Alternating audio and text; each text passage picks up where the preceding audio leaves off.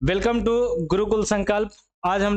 आज के इस वीडियो में केमिस्ट्री का चैप्टर 3 धातु और अधातु के 20 ऑब्जेक्टिव और कुछ सब्जेक्टिव देखेंगे और आपके बिहार बोर्ड एग्जाम के लिए बहुत ज़्यादा इंपॉर्टेंट होने वाला है। चलिए, तो आज हम लोग धातु और अधातु के ऑब्जेक्टिव को शुरू करते हैं बिना अपने टाइम को वेस्ट किए हुए। आइए, आज का पहला क्वेश्चन है कि धातु ऊष्मा एवं विद्युत के होते हैं। धातु ऊष्मा एवं विद्युत के क्या होते हैं? हमको पता है कि धातु ऊष्मा एवं विद्युत के चालक होते हैं या सुचालक होते हैं।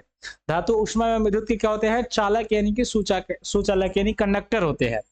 आगे आते हैं, निम्न में से कौन अधातु है जो विद्युत का सुचालक है? भैया धातु चालक होता है, लेकिन यहाँ पूछ रहा है कि एगो अधातु बताइए जो सुचालक होता है। तो आपको पता होगा अधातु में ग्रेफाइट एक ऐसा अधातु है जो सुचालक होता है या चालक होता है। आगे बढ़ते हैं, क्वेश्चन नंबर नेक्स्ट। निम्न में से किस धातु को केरोसिन में डुबा के रखा जाता है? केरोसिन में डुबा करके किस धातु को रखा जाता है? आपको पता होगा कि सोडियम इकलौता ऐसा धातु है। सोडियम इसमें से ऐसा धातु है जिसको केरोसिन के तेल में डुबा करके रखा जाता है। आगे बढ़ते हैं, अगला क्वेश्चन कहता है धातु द्वारा त्यागी गई इलेक्ट्रॉनों की संख्या उस धातु का क्या कहलाता है? जब कोई धातु अपना संख्या त्यागता है इलेक्ट्रॉनों का, तो जितना इलेक्ट्रॉन त्यागता है उसी को संयोजकता कहते हैं। क्या कहते हैं बाबू? संयोजकता कहते हैं। आगे आ जाते हैं, अगला क्वेश्चन क्या कहता है कि सीसा और टिन के मिश्र धातु को क्या कहते हैं? सीसा और टिन के मिश्र धातु को क्या कहते हैं?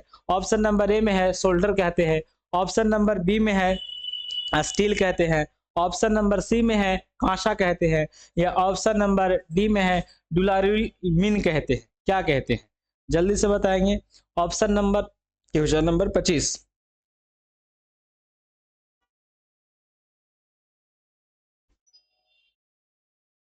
चलिए, क्या कहते हैं भाई साहब? इसको हम लोग सोल्डर कहते हैं। क्या कहते हैं इसको? सोल्डर कहते हैं। आगे बढ़ जाते हैं, नेक्स्ट। कुछ धातु के साथ हाइड्रोजन संयोग करके क्या बनाता है?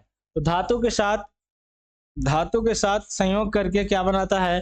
तो कुछ धातु के साथ हाइड्रोजन संयोग करके हाइड्राइड बनाता है। क्या बनाता है? हाइड्राइड बनाता है। अगला क्वेश्चन क्या कहता है? आइए, धातुएं जल के साथ अभिक्रिया करके कौन सी गैस बनाती है? बाबू धातु जब जल के साथ अभिक्रिया करेगा तो हाइड्रोजन गैस बनाएगा। कौन सा गैस बनाता है?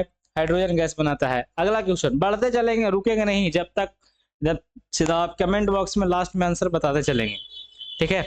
आइए, धातु से अधातु में इलेक्ट्रॉन के साथ स्थानांतरण से बने यौगिक को आयनिक यौगिक कहते हैं। जब धातु और अधातु आपस में इलेक्ट्रॉनों का स्थानांतरण करके बनाएगा उसको आयनिक यौगिक कहा जाता है। नेक्स्ट बढ़ते हैं, विद्युत सहसंयोजक यौगिक भी कहते हैं। आगे देखिए, यहाँ सर यहाँ फंसे हुए सर। आगे बढ़ जाते हैं, नेक्स्ट क्वेश्चन नंबर 28 के बाद क्वेश्चन नंबर 29 की बारी है। निम्न में कौन अधातु है? भाई हाइड्रोजन अधातु है, क्योंकि जिंक धातु है, मैग्नीशियम धातु है, आयरन भी धातु है। हाइड्रोजन एक अधातु का एग्जांपल है, यहाँ पे निम्न में दिया गया है। मिश्र धातु कांसा जो है विद्युत का क्या होता है? कुचालक। भैया मिश्र धातु है तो कुचालक होगा ना, कुचालक होता है। नेक्स्ट, ये सब क्वेश्चन एकदम हलवा है, हलवा। बताइए, धातु के ऑक्साइड को क्या कहा जाता है? धातु का ऑक्साइड को क्या कहते हैं? धातु का ऑक्साइड है इसलिए इसको भस्म कहते हैं। अधातु का ऑक्साइड को अम्ल कहते हैं, अधातु का ऑक्साइड को अम्ल कहते हैं, और धातु का ऑक्साइड को भस्म कहते हैं। भस्म या क्षार कहा जाता है। अगला क्वेश्चन क्या कहता है? कौन सा अधातु कमरे के तापमान पर तरल अवस्था में पाया जाता है? भैया ब्रोमीन जिसका संकेत होता है Br, एक ऐसा धातु है जो साधारण ताप पर, साधारण अधातु पूछा है ना, सॉरी माफ कीजिएगा, अधातु पूछ दिया, ब्रोमीन। हाँ ठीक तो है, ब्रोमीन। हाँ बहुत अच्छा। अधातु में ब्रोमीन यानी कि Br एक ऐसा अधातु है जो साधारण ताप पर तरल अवस्था में पाया जाता है। लेकिन अगर धातु पूछ दे तो उसका आंसर पारा होता है। आगे बढ़ जाते हैं, अधातु का ऑक्साइड जल में घुलकर, बताए अधातु अम्लीय, अधातु अम्लीय, धातु क्षारीय, अधातु अम्लीय, धातु क्षारीय होता है।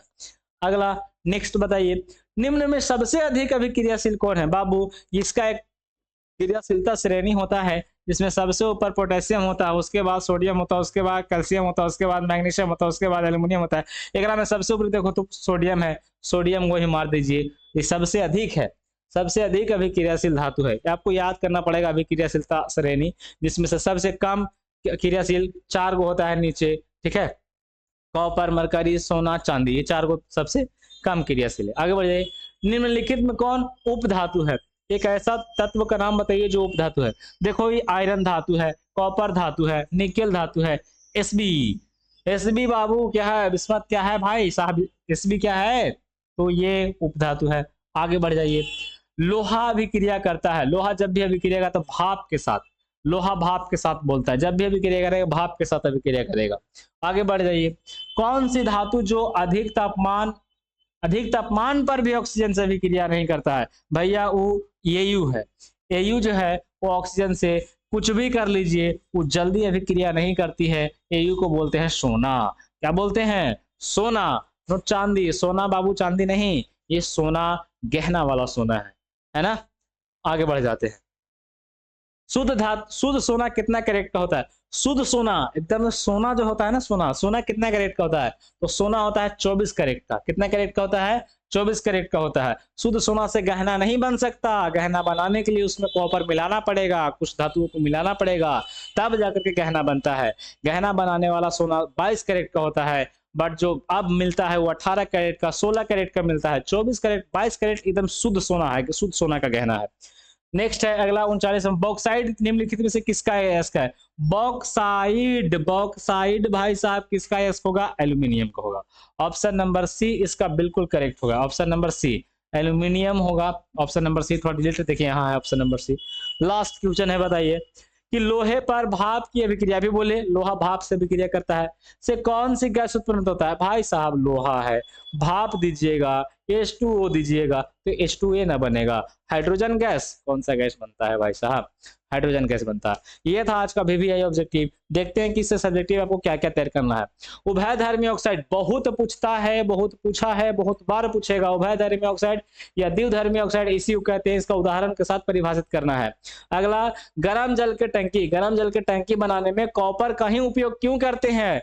ये भी आपको बताना है। गर्म जल की टंकी बनाने में कॉपर का ही उपयोग क्यों करते हैं, ये आपको बताना है। नेक्स्ट अगला क्वेश्चन क्या कहता है?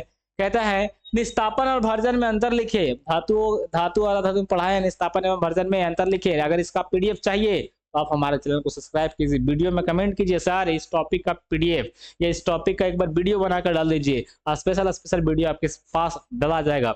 सक्रियता श्रेणी बताए, इसमें धातुओं की क्रियाशीलता के आधार पर रखा गया है, पहले पोटेशियम, फिर सोडियम, फिर कैल्शियम, फिर मैग्नीशियम, फिर एल्यूमिनियम, फिर जिंक, फिर आयरन, इस तरह से इसमें रखा गया है। लास्ट में सोना, उसके लास्ट में प्लेटिनियम है। कुछ इसमें पूछता भी है। मच्छर बैठ गया सर, मच्छर बैठ गया, कहाँ बैठा है सर? मच्छर के वजह से बोर्ड कह रहा है कि हम नहीं चलेंगे। देख रहे हैं सर, मच्छर कहीं ना कहीं बैठा हुआ है। आइए थोड़ा देख लेते हैं अगला। निम्न में कौन किसको परिभाषित कर? फेन प्लवन विधि क्या है? गाला क्या धातु कर्म है? ये सब आप याद करते चलेंगे, बनाते चलेंगे कॉपी में, और इसी तरह से आपको वीडियो मिलेगा। कमेंट बॉक्स में कमेंट करें और आपके कमेंट पे वीडियो बनेगा और इस चैनल पर अपलोड होगा, आपके एग्जाम में बहुत हेल्प करेगा। धन्यवाद।